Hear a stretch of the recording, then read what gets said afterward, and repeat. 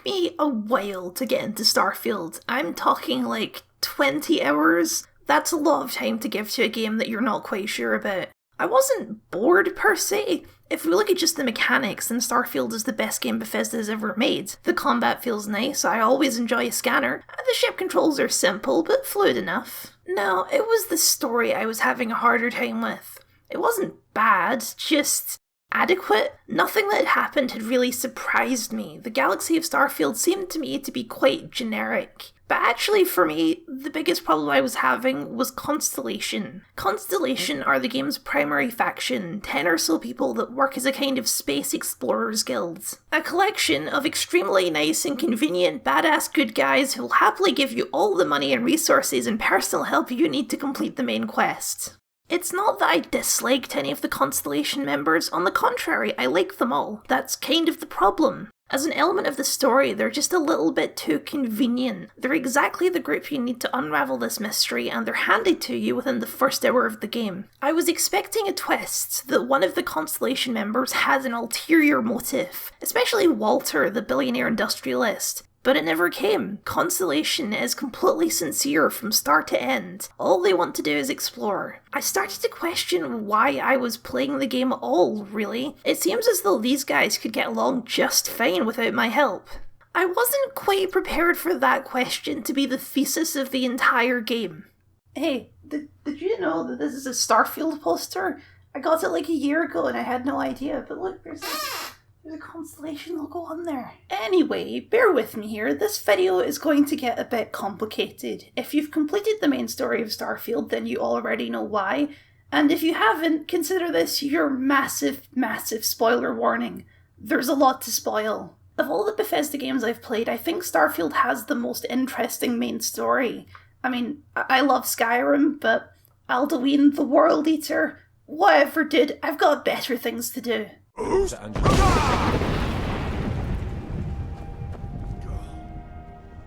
I may have struggled to get into Starfield's main story, but when I got to a certain point, I couldn't look away. I had to see where this was going. But that was 20 hours in. So, while my spoiler warning stands, I'm going to put a little asterisk on that if you're not sure if you want to try this game or not, maybe watch anyway. I couldn't possibly spoil everything in a game this big, even if I wanted to.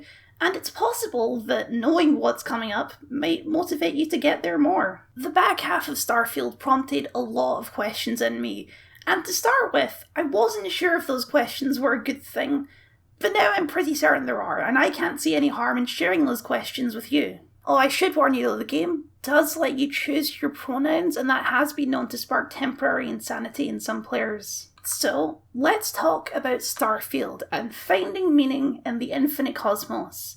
But first, there's someone you should meet. While it works for some people, I've never been able to enjoy these games just playing as myself, and Starfield provides plenty of options to craft a character to your liking. So let me introduce you to my character, my hero of Starfield, Dr. Montana Monroe, Monty to his friends. Monty was a combat medic during the war, fighting for the Free Star Collective where he was born and raised. He can appear gruff and uncaring. Many years of hard living doing various odd jobs have hardened him to the harsh realities of the galaxy. He's got a gun and he won't hesitate to use it, but he's ultimately a good man, and once you're in with him, you're family. Starfield starts in a mine, with a vision. A fairly generic setup that sets a lot of expectations. A mysterious vision-granting ancient artifact in a sci-fi game? Tell me more. I'd guess that it would have something to do with ancient aliens, because it always does. And later in the game, when a mysterious alien-looking ship shows up and tells you to abandon your search for the artifact, that was pretty much confirmed. Even the other members of Constellation agreed that's what was going on. During the hunt for these artifacts, I spent a lot of time with Constellation's chairwoman, Sarah Morgan, and got to know her quite well. As it turns out, back in the day, she and Monty fought on opposite sides of the war, but they shared a sensibility about it. The war was pointless, a waste of life. She confided in me her insecurities and doubts about being the leader of Constellation, how she's never felt cut out to be a leader and would much rather be out exploring with me than filing paperwork. And eventually, she explained why. The last time she was in charge, back during the war, she lost a ship with all hands presumed dead except her. I helped her find the lost escape shuttle, and we discovered a little girl there whose parents had survived and made a new life on this alien planet. and we managed to convince her to come back with us to New Atlantis and the Constellation's Lodge. I sensed the spark of romantic connection between Monty and Sarah, so I leaned into it, and the two entered a relationship. I mean, she does have a very cool jacket. This was pretty much exactly what I was expecting from Starfield. I like Sarah a lot, I like all of the companion characters, just like Fallout 4, where the companions are easily the best part of the story. Travelling with these interesting people, learning more about them. And I'd say here in Starfield, the system is even better. The development of these companions into true friends, or more so if you choose, feels more natural than it did in Fallout 4. Talking to and learning about the members of Constellation was a lot more interesting to me than the concept of Constellation itself and the mission to find the mysterious artifacts. All in all, it was fine, but I plodded along anyway. Tensions increased with the mysterious aliens, the Starborn as they called themselves. I had started entering their mysterious temples, which granted me strange alien superpowers. Eventually, you reach a turning point though. After returning one of the artifacts, the lodge comes under siege. Sarah and some of the others are away on Constellation's space station, helping with repairs. A mysterious and powerful figure called the Hunter is after you, after the artifacts. You technically have a choice to run to help the people on the station, abandoning the Constellation members around you, but it didn't seem like the choice Monty would make. I stayed with Barrett and the less combat-trained members and helped them get to safety, fighting off the Hunter as best I could.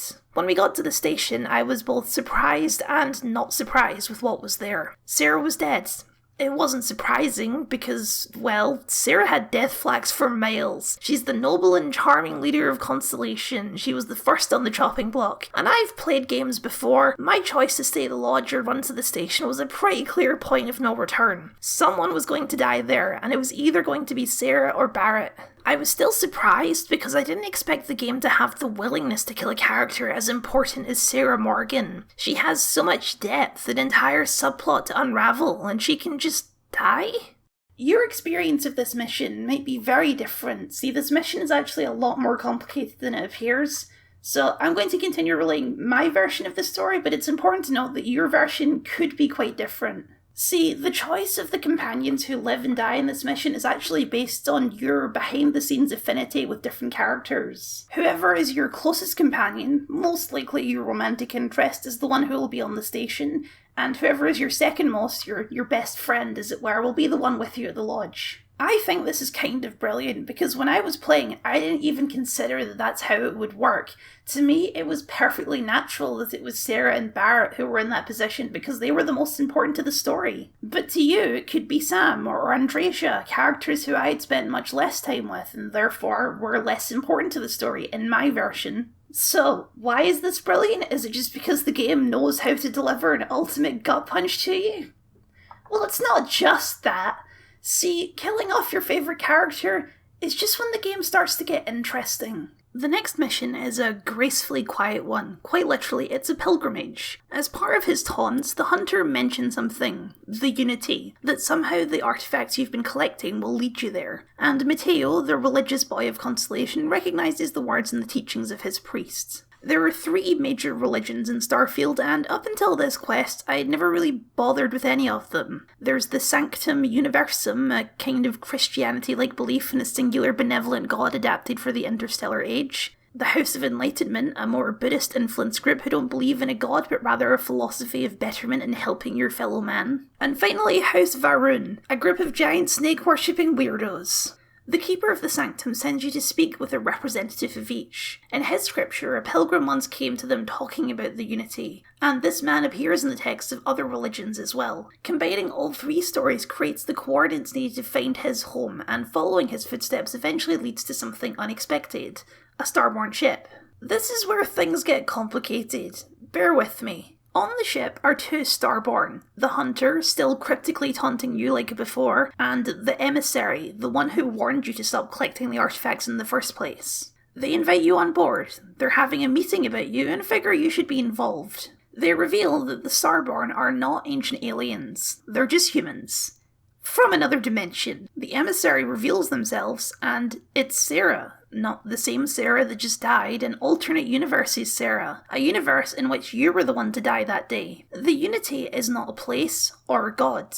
It's a gateway into the infinite multiverse. When you pass through it, you leave your universe forever and enter another. as a Starborn. The Hunter also reveals himself to be someone you know, though not someone you know well. It's Keeper Aquilus, the priest who sent you on this journey in the first place, though once again, not the same version of him. The two of them are having an argument about what should be done about the artifacts, an argument that the Hunter has had with many emissaries before. The emissary believes that the artifacts should be controlled. They're too dangerous to be left unchecked. They grant unimaginable powers. If everyone in the galaxy had access to these powers, it would be chaos. The Hunter doesn't care about the universe, or any universe. He's already been to thousands, passing through the Unity more times than he can count. Everything that has happened, he's seen before and will see again. Sometimes with variation, the emissary's face may change, but their argument remains the same. In an infinite multiverse, the only constant is yourself. Nothing else matters. That's the Hunter's philosophy. In every universe, he collects the artifacts, gains more powers, and moves on to the next. That's why he's the Hunter. And despite that sounding like the obviously evil philosophy of the two, it's the one I immediately gravitated towards. Total existential nihilism. We've been getting a lot of multiverse stories recently, thanks to the MCU's influence, I assume, and a common complaint people have with these stories is the why should I care problem.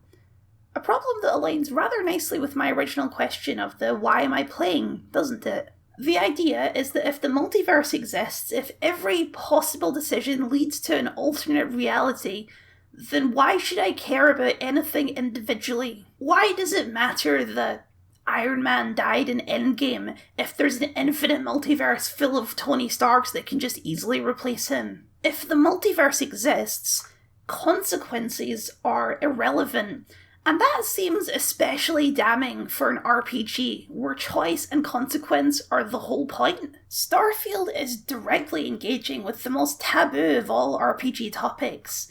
The idea that your choices don't really matter. After all, I have the ultimate power in this universe, and any universe. My obsessive compulsion to save every half an hour. If I don't like a choice, I've always had the power to change it, multiverse or not. It doesn't just feel like Constellation doesn't need my help, it's literally true. They can make it to the Unity without my help. The proof is standing right in front of me. None of this matters. Sarah's death doesn't matter. Sarah is just a pre-written character in a digital simulation. The only thing that matters is me. When you question the Hunter and his violent methods, he explains that he used to, a long time ago, use persuasion and stealth to grab the artifacts, but he's long since stopped bothering. Going in guns blazing is just the most efficient route, and in that respect, the Hunter is just the ultimate power gamer. He's got the grind routes memorised, he's speedrunning Starfield. The emissary may have a friendly face and a benevolent idea, but that's what made her arguments ring all the more hollow to me. She was the definitive proof that Sarah's death didn't matter. I could pass through the Unity and she'd be back again, infinitely. The only constant is me. This is when I stopped bothering with the side quests, and honestly, when I stopped caring about staying true to the choices Monty would make. Monty isn't real, Monty is just my vessel in this world. There was no reason to get invested in anything in this universe. I'd be leaving it soon enough anyway. I figured that since I keep all of my knowledge on the next go-around, I could save both Sarah and Barrett, or whoever was at risk. With my knowledge of what will happen, I can prevent it. I can create the perfect timeline. No reason to keep going in this one, building any connections. This one's stuffed anyway. The final few missions seem to be encouraging that behaviour, a couple simple runs to collect more artifacts and a trip to Earth to explain some of the origins of the setting. All without people and choices to make. But then there was one mission that started to plant a seed of doubt in my nihilism. The last artifact you can collect before confronting the Hunter and the emissary for the final piece is in a remote research facility. They've been running tests on it, and those tests have led to a severe complication. The facility has been split into two separate realities. In one, the facility is active and fine, and in the other, it was destroyed by a fire, infested with bugs and left with only one survivor. 3 months ago, Raphael, the lead researcher, accidentally started a fire while doing the experiment, and in a moment of choice, he created two alternate realities. In one version, he ran to the control room and sealed the doors, protecting himself from the fire, which unfortunately led to the deaths of everyone else in the facility. And in another version, he rushed to the fire, able to stop it from spreading to the facility, but he died in the process. Your connection to the artifacts means that you can jump between these realities. In fact, you have to in order to make it to the artifact. It's an extremely cool mission, and at the end, you're given a choice. Whichever reality you retrieve the artifact in will become the true one, the one that really happened, and the other will, as far as it matters to you, cease to exist. By my own nihilistic logic, this choice shouldn't have mattered to me, and yet I ended up feeling very strongly about it for a particular reason. I know that the multiverse is real. Both of these realities are infinitely true. Both happened. And I considered that whichever reality I didn't pick, I felt pretty confident would continue on, and that cemented my decision. If you never show up at the living outpost, then life goes on as normal, uninterrupted. But if you never showed up in the destroyed outpost, then Raphael starved to death there, alone in the dark. With that in mind, the choice seemed obvious. It was mathematically the worst option. I traded 100 lives for one, but in this reality those people died months ago. The people I met weren't the same people. They existed in an alternate version of events, and that version is still out there in the multiverse somewhere. They didn't need me. Raphael did. It was as simple as that. The experience put a dampener in my nihilism, but I hadn't quite figured out why yet, and it wasn't enough to stop me. When I got to the Unity, there wasn't any doubt in my mind. I stepped through.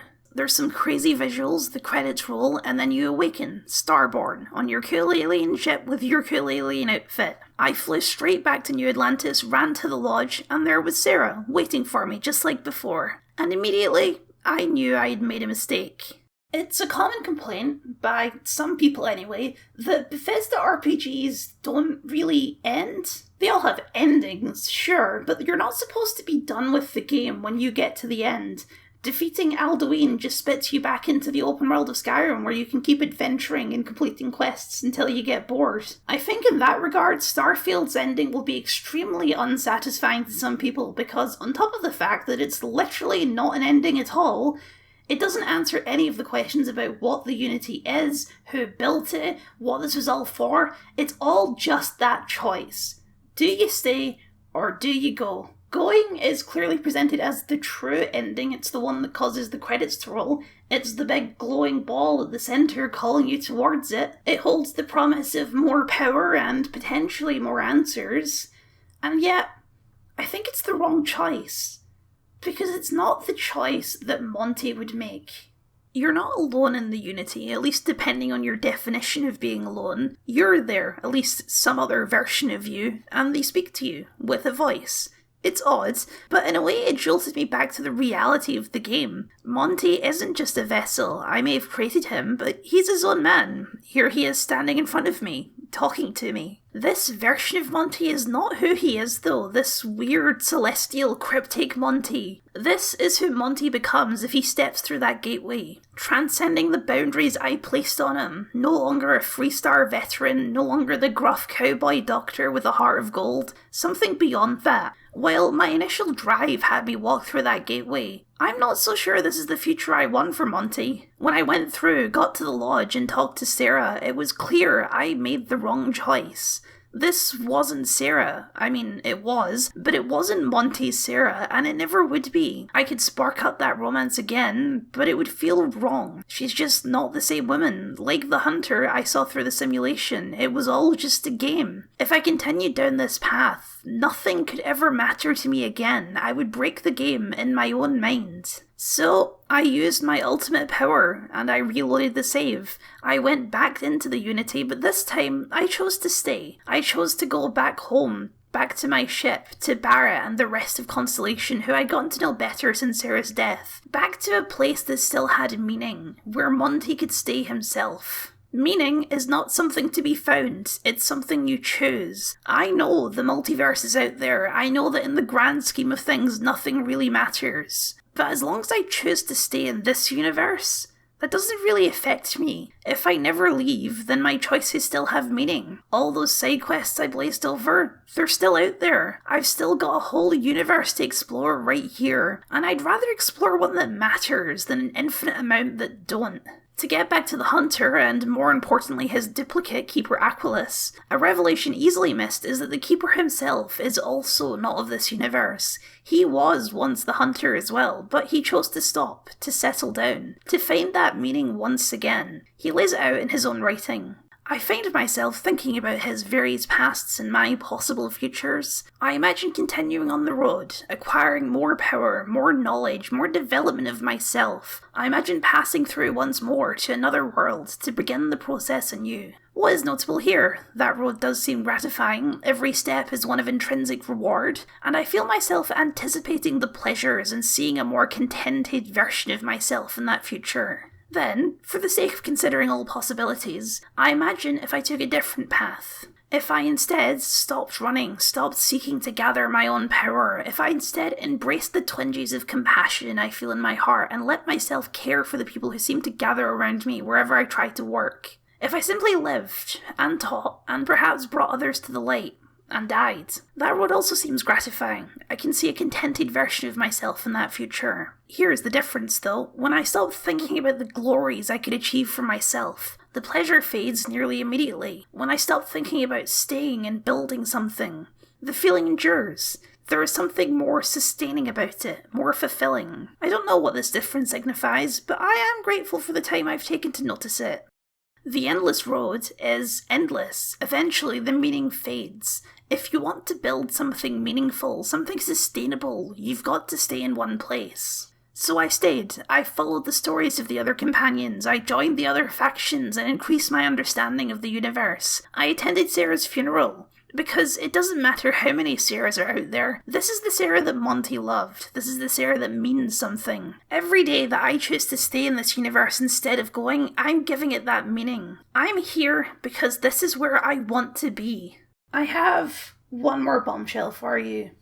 Dr. Montana Monty Monroe is not my first Starfield character. I don't normally record my first playthrough of a game. I don't know if I'm going to be making a video about a game until I've played it, and I don't want to spoil my first playthrough by faffing around with recording stuff. My actual proper character is Saturday Jones. She's a bit of a scoundrel, grew up on the streets of Neon, but clawed her way out and made a name for herself out in the galaxy. She's always sarcastic and full of jokes, even when she should probably keep her mouth shut, and she has a very healthy suspicion of authority.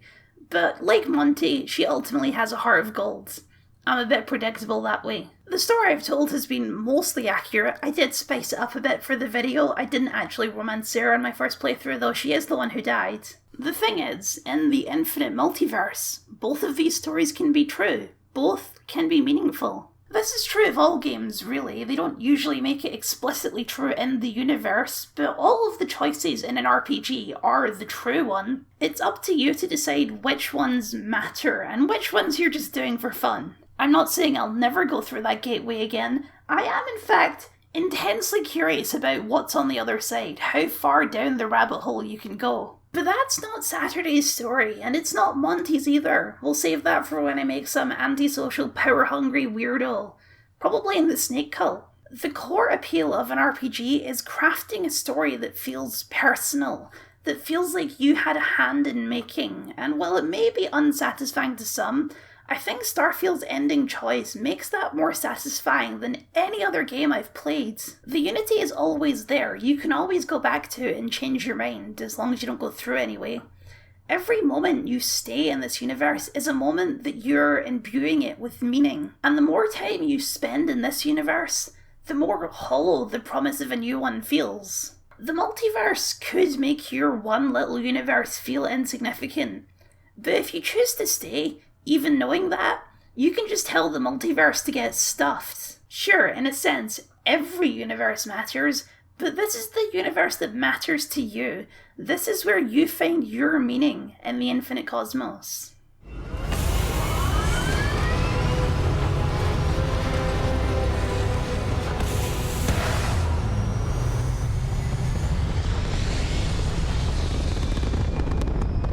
Thank you for watching. I hope this video made sense, but, multiverses, am I right? I'd especially like to thank my patrons for their continued support. If you'd like to see your name up here or get access to exclusive Patreon videos, then you can find that link in the description below, or wait for the magic Patreon box. It would mean a lot to me. If you're looking for more videos about multiversal shenanigans, then I did make a video about Marvel's What If a while back, or for something a little bit less complicated, why not this video about unpacking boxes? That would be a nice palate cleanser, right?